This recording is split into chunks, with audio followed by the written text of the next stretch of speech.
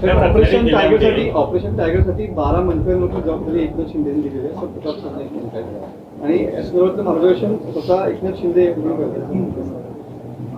प्रताप सरनाईक साहेबांनी जे सांगितलेलं आहे त्याला मी दुजोरा देतो.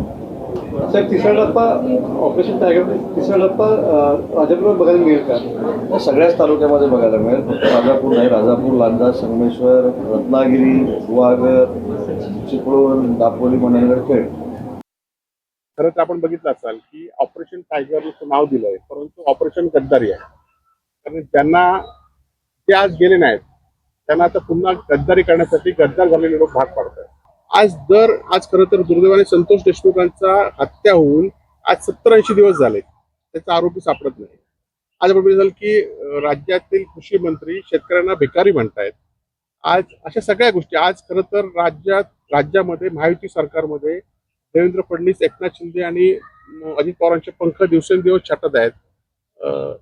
शिंदे गटाच्या आमदारांचे दिवसेंदिवस पंख छाटत आहेत. आणि त्यामुळे कुठेतरी लक्ष विचलित करण्यासाठी शिवसेना टायगर ही मोहीम या ठिकाणी राबवण्याचा प्रयत्न ते करत आहेत.